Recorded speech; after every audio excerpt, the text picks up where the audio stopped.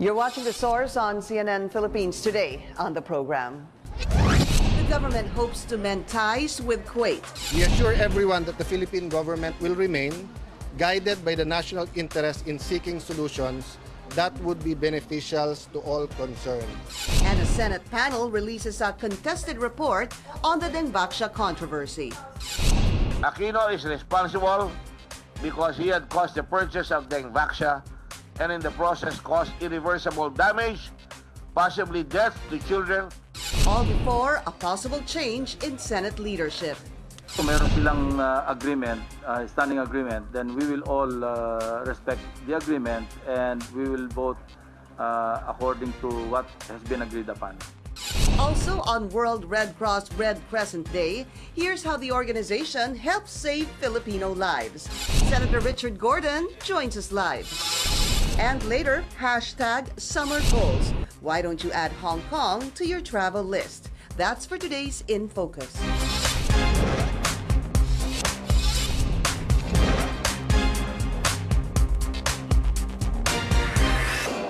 Thank you for joining us. I'm Pinky Webb. Another complaint has been filed over the anti-dengue vaccine program of the government. Health Secretary Francisco Duque, former Health Secretary Janet Garin, and officials of pharmaceutical firm Sanofi Pasteur are facing charges of reckless imprudence resulting in homicide filed by the Public Attorney's Office. Dengbaksha was administered to over 800,000 students in a school-based government immunization program in April 2016. A Senate panel investigating deaths supposedly caused by the vaccine has issued its recommendation on who should be charged over the irregularities in the vaccination program. Also, it's World Red Cross Red Crescent Day tomorrow. How will the Philippine Red Cross mark this event? Let's go straight to the source of the story. We have Senator Richard Gordon. Senator, hi. Hi, Pinky. Hi. You should be red today. No, it's tomorrow. I know. It's the Red I'll call you Red tomorrow. Red Crescent. Can you tell us more about that? I understand that the founder, his name is Henry Dunant. Henry Dunant, and he was a young man who saw war, and he stopped because there was so much carnage going on. He had the business, but he forgot the business and started picking up people in Solferino. And then he wrote a book about it because there are about 40,000 people dead and wounded, and everybody.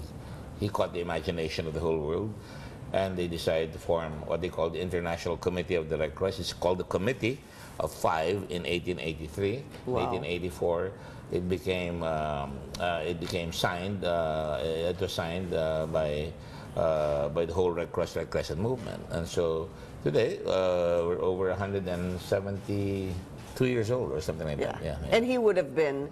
Mr. Dunant would have been 190 years old. And he was the first Nobel Prize winner. Was he? Yes, the Red Cross was the first Nobel Prize winner. We have won 3 Nobel Peace Prize winners. All right, so in celebration of tomorrow, from what I understand, Senator, it's also celebrating the bravery, courage, and all the hard work of the volunteers as well. All over the world, people die in the Red Cross, not as a matter of course, but because of circumstances, and we honor these people. Even in the Philippines, we've had people die on us. A young man not too very long ago was killed while helping people in a bombing incident in Kidapawan, and he did not go in right away per regulation, and then afterwards he was told to go in, and when they came in there was a secondary explosion, and he lost his life and had to go to Kidapawan.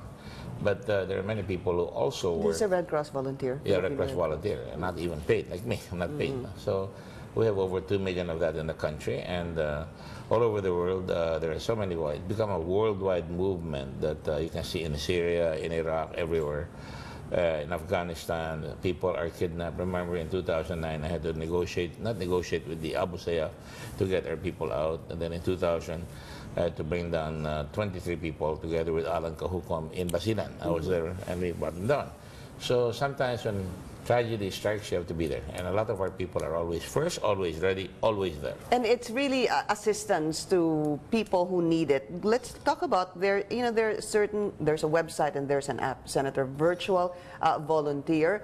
This is a website that gives, life support, first aid, and even locating missing people. Can you tell us more about this? Well, the Red Cross was founded on war, and because of that, there will always be people separated from their families, people who are dead, and people will always be looking for their relatives.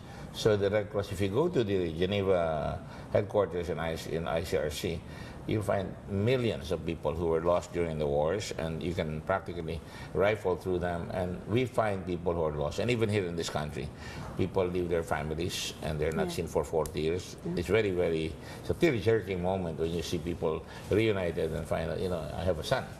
And also, we try to look for people, especially among the OFWs, when they're being abused.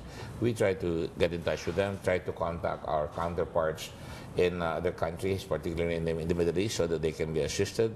At one time, we had somebody on a plane who had a heart attack, and he had to go down in the middle of Siberia, and we had tried to get him out very hard, and we got him out. And he lived for another 6 years. So we are always around. But in terms of OFWs who may need help, how does that happen? Well, first of all, the rule is to go to the embassy, call the embassy, so that they'll be aware of their presence. Even help yourself. That's my rule. You should always protect yourself. And if they need help, they can always dial 143. All the way to the Philippines. Or they could do Viber. I'm sorry, but anyway, I do that all the time, so that they can call. And then at least we know where they are, and then we try to get them. Sometime, I think in the 2006, I think it was, when they had a crisis in Lebanon, 2 of our overseas Filipino workers were locked up on a 4th floor building, I think, and they got their passports. This is something that has to be addressed. They take their passports, and they locked them up in a room in the middle of the bombing, so they jumped. The parents, the mother came to me, and I had them search in Lebanon, and we found them. They were dead already. But these are the things that happen. We call them the vulnerable. We're not a charity organization, although that's part of our job. We're essentially alleviating human suffering in war or in any other disasters, condition. Yeah. So we don't just give to everybody. We help the most vulnerable. So that is where the Red Cross comes in all the time, whether it's blood. And that's one of the key things that we're doing now. We want more people to have more access. I'm finding out that people cannot get blood because takot silang magbayad, takot silang di lang alam kung sino pupuntahan nila. So they don't actually. That is true. Yeah. I get calls in the middle of the night. I give my phone everywhere, and when somebody finds out, they pass it on, and actually they can always call 143. But ano naman Pilipino, they want to talk to the main man. They want to go straight to you. Yeah. But I don't mind. So 3 o'clock, 4 o'clock in the morning, 2 o'clock, we get calls. Kate minds sometimes, but she understands, so she also helps out. Yeah. So that's the way we are. Yeah, so let's put that up, the virtual volunteer, just so people understand it better. I believe this is a website of your virtual volunteers. Mentioned a while ago, Senator, there's a provision there for life support, also first aid, and again, as the Senator mentioned a while ago, locating missing people. So essentially, sir, what they need to do is go to the website and understand it a little bit more, no? That's right. Essentially, we want everybody to volunteer. That's in the law. You need a law. We're not government, but you need a law to get people to recognize that the Red Cross is an auxiliary of the government, and everybody can be a member of the Red Cross. So we encourage people to learn first aid, and when you need it, you have to have it. Like the other night, I was on board the plane, and a Chinese woman just collapsed right behind me. I was reading books, jumped up, called the attendants, and says, "Is there a doctor here?" And then we checked the pulse.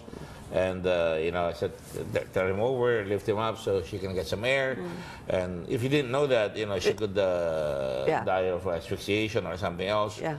And you need to have air coming into her airway. And so these are things obviously you know, and obviously your people would know. I need to practice. Because I didn't know that either. You have to renew every year. You should practice, or every 2 years you should renew. Yeah. Because just because you have a first aid certificate doesn't mean that you can remember. Right. So I keep a código in my pocket. I'm sure you remember it by heart, so your memory is quite sharp. Let's talk about the Hazard app. I think this is relatively new. Let's put that up on the screen so we understand it better. So you go to the PRC hazards. There you go. Okay.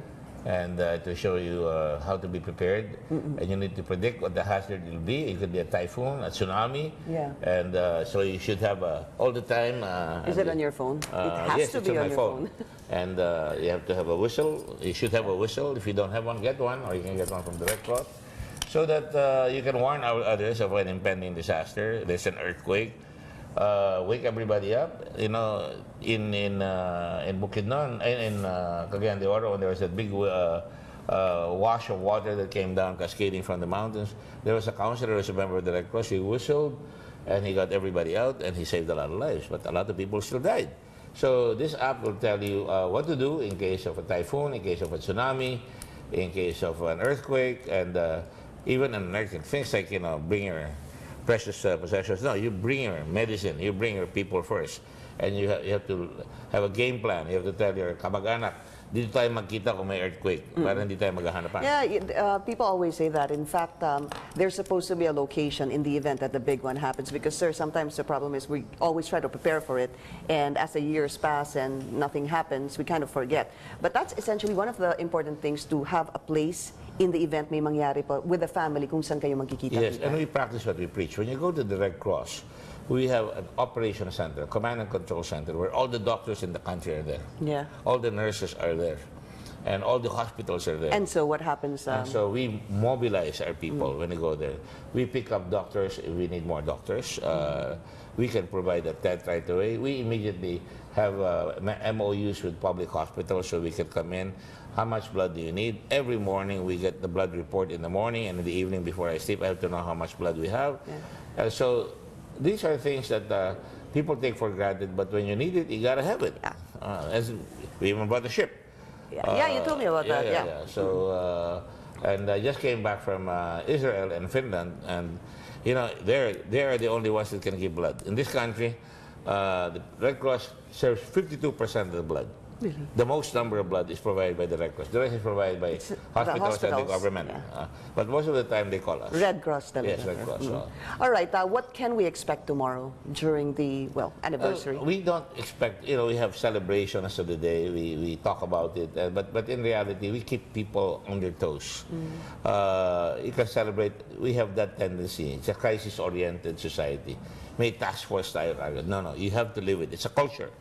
If we don't have that culture, then we break down as a society. And I was telling you, I was in Israel. My gosh, I thought we had a good one. So now they're going to land us their platform where the speed of the computer will be faster. We can see our ambulances as they go on, and that's what we're having now. Oh, well, congratulations. Yeah. Yeah, all right, we'll be taking a short break. This is The Source on CNN Philippines. Senator Richard Gordon will still be with us, and we'll talk about pressing issues such as the country's relations with Kuwait, and is there a looming change in the Senate? Please stay tuned.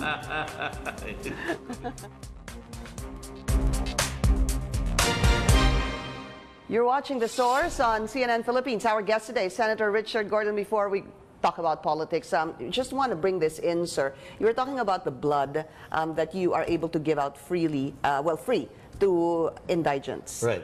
Access is important. So kung mahirap po kayo, if you're poor and you can't afford it, call the Red Cross.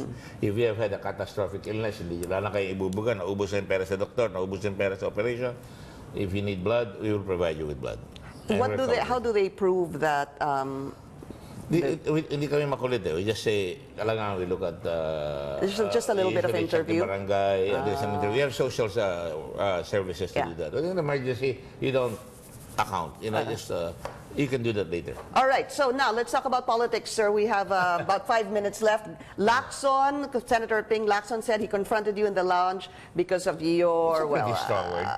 Sabi niya, magkaibigan kami. Magkaibigan naman kami talaga. So, pero magkaibigan daw kayo. So, pero he confronted you in the lounge because parang sinasabi niya, when you're so passionate, wala na daw makasingit during an investigation. So, hindi nga daw siya nakapagsalita. Just want to get your thoughts. Your father was a senator. You think you can stop a senator from asking a question? If a senator cannot ask a question, he has a problem. He has a problem because we are there are 24 of us. Pwede ka magsalita. Raise your hand. I have never denied anybody. And I look at the records, lahat ng Blue Ribbon Committee halos ganyan. And I can prove it. I can prove it. So but hindi ko naman gusto yun eh. You see, when you're in Blue Ribbon, you're investigating crimes. You're investigating corruption. So we have to do a lot of homework. Akala nila, ando lang ako, bira lang ako ng bira.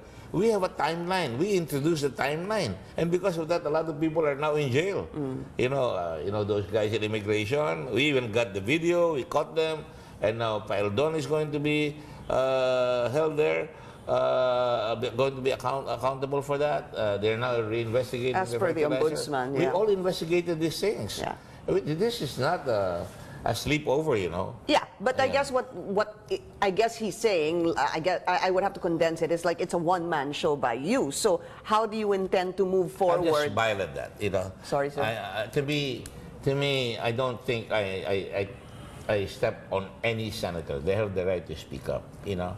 And what is important here is it's not me.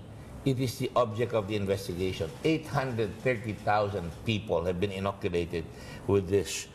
Drugs have been incorporated, brought into the country. And you have to focus on that, not me. Why are you focusing on me?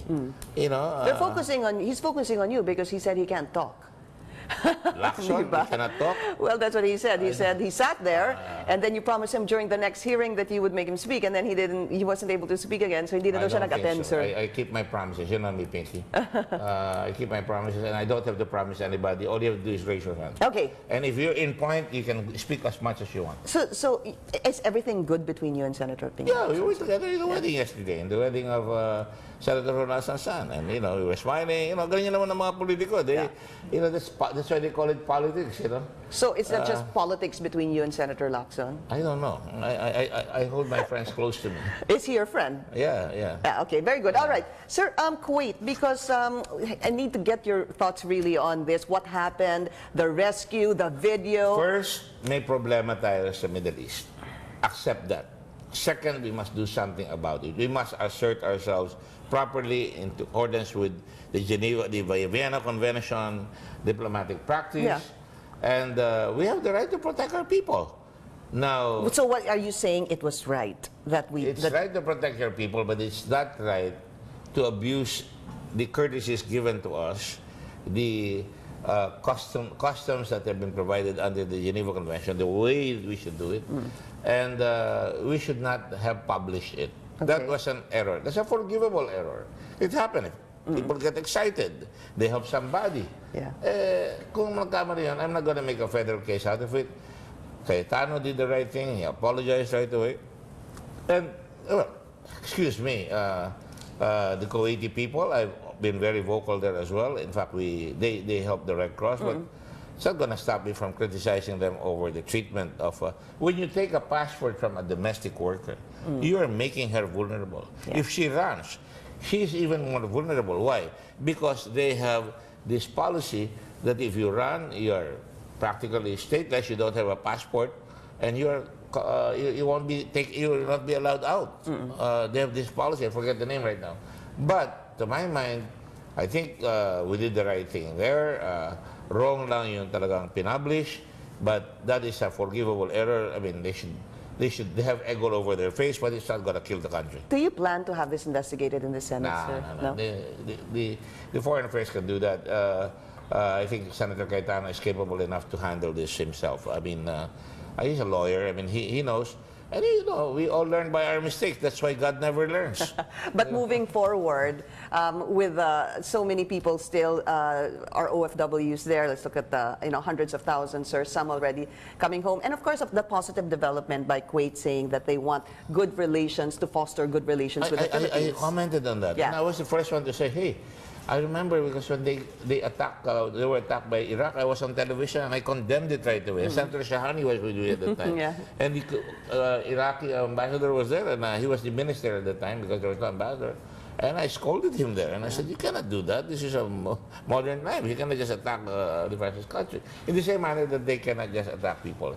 And I say, most Kuwaitis are not like that. The problem is we have to put it to them consistently, assertively, every time it happens. All right. And if that doesn't happen, then we take it to the United Nations. But the MOU, how important is that, sir? And lifting the deployment ban? It's always a reminder. It's a wake-up call to everybody. We have to respect the rights of every individual, black, white, Filipino, Chinese, everybody. Whatever color. But what is important is that you enforce it. Enforce it. So, importante yung MOU. And I thought we were on the way to that. No? But really, importante rin na if they continue to violate our people, then sorry, we're not going to put you there in harm's way. gagasain kayo dyan. Kung gagasain kayo, di namin kayo pagtanggol, we should not let you go in there. I mean, parang mga bata rin tayo kuminsan. You know that, I always tell my children, tingnan mo yung mga tao yan, nasa Hong Kong kami, they are really working hard for their family. You're so lucky. And can you imagine, if you weren't in there, I would not be able to sleep if you were there. Okay, last question, sir. Is it time for a change in the Senate leadership? No, I don't think. I think we're fine. I think we're all right. There may be some issues later on if Senator Pimentel decides to run. We had that problem with Senator Enrile before.